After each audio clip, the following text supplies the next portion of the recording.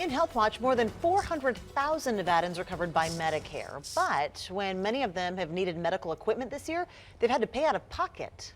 And that is due to a change in Medicare policy, which means higher prices for a lot of seniors. Ariana Bennett has been looking into this issue and has a story from the newsroom. Ari?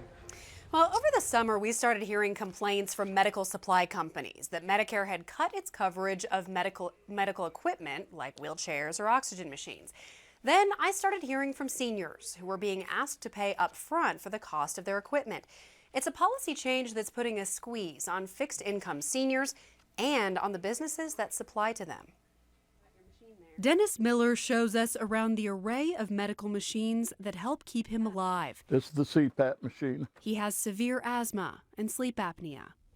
And now a painful hit to the budget. So it can dig into me for about $400 a year, and that's a lot of money when you're on a fixed income. He and his wife are cutting back on other things, anticipating a spike in healthcare costs related to a policy change from Medicare. Over the last few years, Medicare has used what's called a competitive bidding system to set prices on medical equipment like wheelchairs and oxygen machines. Originally, the idea was to save taxpayer money by giving business to the companies that could provide equipment at lower costs. Medicare asked for bids in large population areas like Seattle, Salt Lake City, and Los Angeles in the West. Then it applied those rates to businesses in the rest of the region, like Northern Nevada. But according to local companies, big national corporations threw out lowball bids, and Medicare also didn't take into account the added cost of delivering equipment to a large, mostly rural area like Nevada. So when all was said and done, companies that supply equipment to patients here ended up taking a 56% cut in reimbursements from Medicare. Those cuts took full effect in July. Imagine having your salary reduced 56% and then trying to make the same bills and the same everything on that 56% pay reduction. I ended up having to withdraw $5,000 out of my savings account to cover the salaries. And you hear that same story from companies all around the state. Hit with big cuts, more than a quarter of the medical equipment stores in Nevada closed their doors in 2016.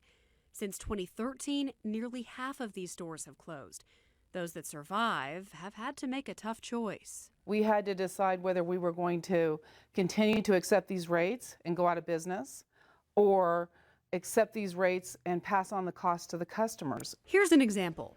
For a patient in Nevada who needs a wheelchair, Medicare used to pay $766 over a year. Now it pays $416. These companies say in order to stay in business, they've had to ask patients to pay the difference. This is probably the most painful thing I've ever done in my entire business life. It's even harder on rural companies like Airway Medical in Bishop, California, which is the only supplier within 100 miles in every direction. The owner says delivery costs alone run higher than the payment he gets from Medicare. It doesn't take a rocket scientist to do a little math there and say you'll be out of business soon if you provide things for less than it costs you to deliver them. So he says patients in rural areas are asked to shoulder big costs or go without medical equipment altogether. Patients in other areas are seeing long delays and even longer hospital stays if they can't get the equipment they need to be discharged. It's a large-scale issue, but on a smaller scale, with each individual patient, it's big too.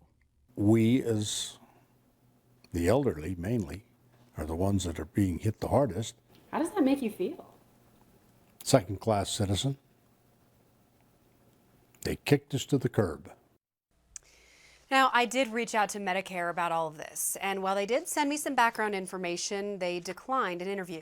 Now, all the companies I spoke with are working to get 2 bills through Congress, which would reverse a lot of these cuts, but those bills have stalled since they were introduced. So if you'd like more information on those bills or how you can contact your representative about them, you can head to KTVN.com and click on the online version of this story. Covering the story live from the newsroom, Ariana Bennett, Channel 2 News.